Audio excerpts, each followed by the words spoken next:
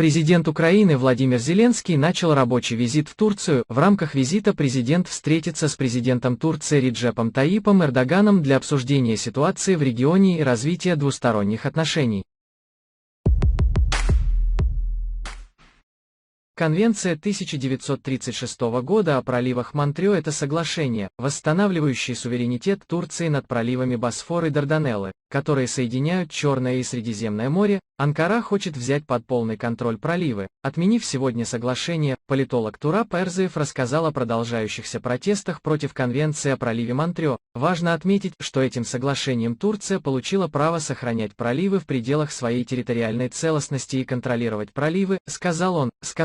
Однако Турция не может определить количество груза, перевозимого военными и гражданскими судами, проходящими через проливы, имеющими право пересекать проливы, потому что по соглашению Монтрё корабли, проходящие через проливы, уплачивают пошлину Турции в размере, указанном в соглашении. Фактически, сегодня президент Турции Реджеп Таyyип Эрдоган хочет реализовать проект канала Стамбул. Эрдоган считает, что канал может заработать больше со Стамбулом. По словам политолога, если Турция хочет аннулировать соглашение Монтрё, она должна обратиться к Франции, стране-гаранту. Турция хочет изменить соглашение Монтрё в той или иной форме. Если быть более точным, Турция пытается взять под свой контроль проливы в целом. Теоретически Турция может расторгнуть соглашение Монтрё. По условиям соглашения Монтрё это возможно. Анкара должна обратиться к Франции как гаранту этого. Дело в том, что в нынешней ситуации расторжение соглашения не пойдет на пользу Турции, потому что, если контракт истечет, он вернется в предконтрактный период. В то время Турция не контролировала проливы и не имела привилегий взимать пошлины с проливов. Другими словами, эти страны могут заявить, что проливы не принадлежат Турции. По словам Эрзиева, отмена соглашения Монтрё может дорого обойтись Соединенным Штатам. Запад и США также заинтересованы в отмене Монтрё. Неважно, как это происходит, дело в том, что США и западные страны хотят, чтобы военные корабли переходили пролив в Черное море, и России это не на пользу. Официальный представитель МИД России Мария Захарова не случайно заявила, что не только отмена соглашения, но и попытка пересмотра соглашения Монтрё затронет интересы России. Дело в том, что если Турция получит полный контроль над проливами, это приведет к тому, что Россия останется в Черном море. Другими словами, у России не будет доступа к Средиземному морю, как она хочет. Кремль ведет войну с турками более 300 лет. Чтобы получить эту привилегию, понятно, что таким образом США тоже хотят оказать давление на Кремль.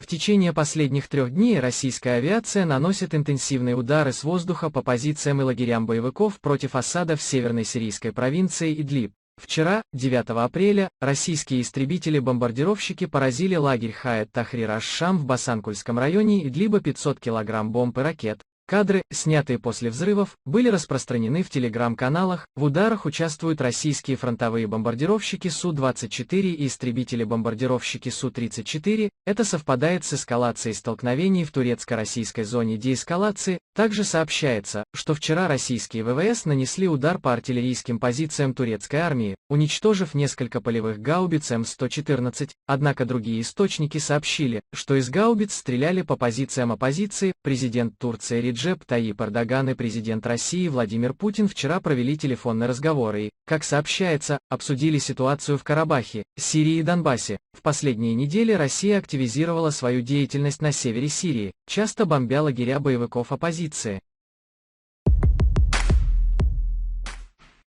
Истребитель Байрактар TB2 вооруженных сил Украины был замечен сегодня над Донбассом на востоке Украины. Об этом сообщает ANNA News, отслеживающая ситуацию на стороне пророссийских сепаратистов на Донбассе. Сообщается, что беспилотник пролетел вдоль линии соприкосновения, но не вошел в воздушное пространство районов, удерживаемых сепаратистами. Однако предполагается, что Байрактар сделал снимки позиций сепаратистов и сил, сосредоточенных вдоль линии соприкосновения. Это первый самолет Байрактар, пролетающий над Донбассом. Неизвестно, сколько Байрактар ТБ-2 находится на вооружении украинской армии, тем более, что недавно российские источники сообщили, что новые партии этих беспилотников были отправлены в Киев из Турции и Катара. В агентстве заявили, что появление Байрактар TB2 на линии линии соприкосновения стало тревожным сигналом для донецких и луганских народных войск ополчения, потому что этот тип устройства очень хорошо себя зарекомендовал в Сирии, Ливии и Нагорном Карабахе. Украина обязательно применит их в Донбассе, и это только вопрос времени. Россия концентрирует крупные военные силы на границах Украины. Украина также собирает силы на линии соприкосновения в Донбассе.